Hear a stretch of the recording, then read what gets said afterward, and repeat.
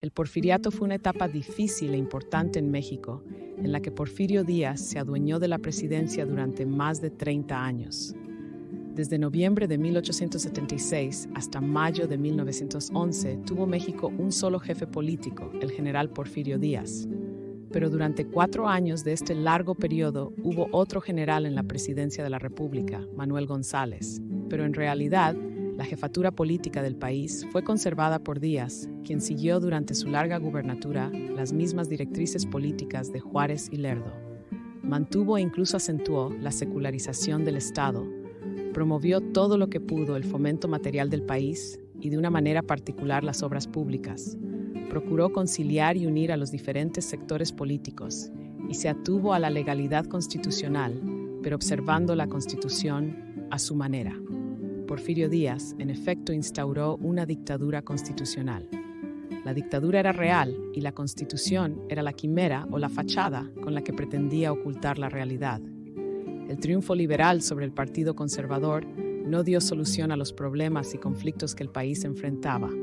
La falta de empleo y la bancarrota del país continuaron siendo problemas prioritarios de los gobiernos liberales durante la República restaurada. Al morir Juárez en julio de 1862, Sebastián Lerdo de Tejada ocupó la presidencia como presidente interino.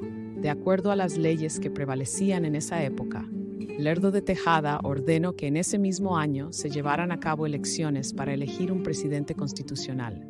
Lerdo de Tejada presentó su candidatura y obtuvo la mayoría de votos, lo que lo convertía en presidente constitucional para el periodo 1862-1876.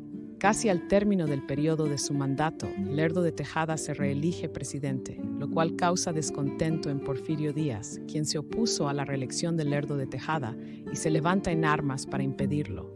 La rebelión inicia en el poblado de Tuxtepec, Oaxaca, de manera que redacta el Plan de Tuxtepec. A pesar de la rebelión, Lerdo de Tejada se reelige presidente, pero no dura mucho tiempo, pues su gobierno es debilitado por el descontento de la población que se oponía a la reelección de los presidentes, lo cual provoca que renuncie a la presidencia y abandona el país.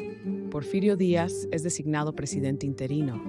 Ya estando en el poder, convoca a elecciones presidenciales sin permitir que otras personas compitan, presentándose así como candidato único. Así, de esta manera, se convierte en presidente constitucional para gobernar el país de 1877 a 1980.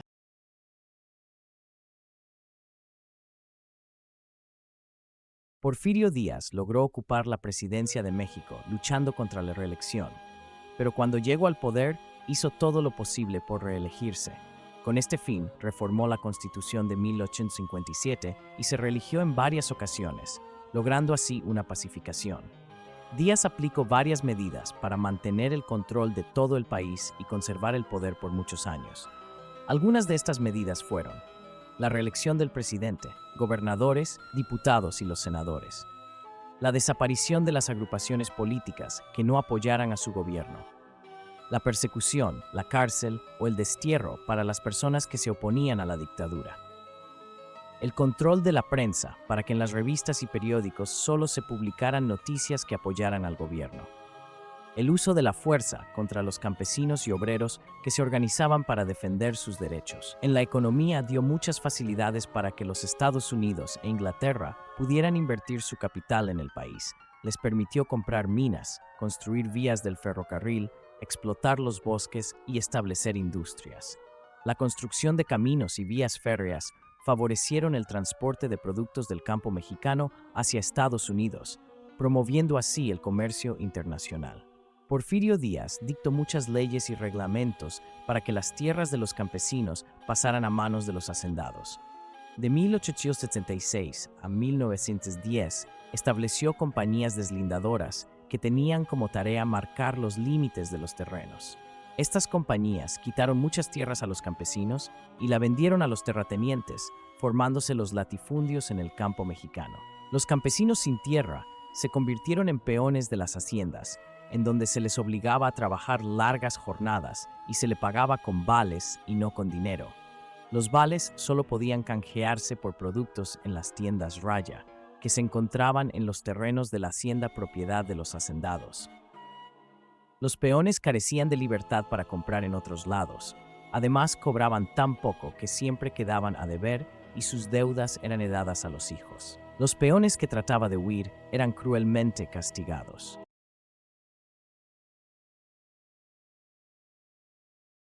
En su sexto periodo de gobierno, 1904, Porfirio Díaz manifestó su apoyo al secretario de Hacienda José Yves Limantour para sucederlo en la presidencia, al mismo tiempo que alentaba las aspiraciones del secretario de Guerra Bernardo Reyes con la misma finalidad. Sin embargo, la rivalidad que se generó entre ambos candidatos fue tan escandalosa y el desprestigio que se causaron tan grave que sus ambiciones políticas cayó por su propio peso.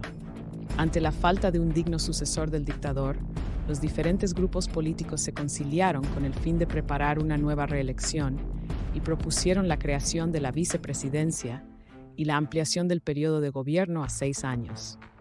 De tal suerte que en las elecciones de 1904 triunfó la fórmula Porfirio Díaz, Ramón Corral para dirigir al país en el sexenio 1904-Díaz. En este periodo se intensificaron los conflictos políticos a causa de la obstinada permanencia de Díaz en el poder personalista de su gobierno. También ocurrieron los más graves conflictos sociales, debido al alto costo que el régimen tenía que pagar. Al haber sacrificado la justicia social en aras del progreso material.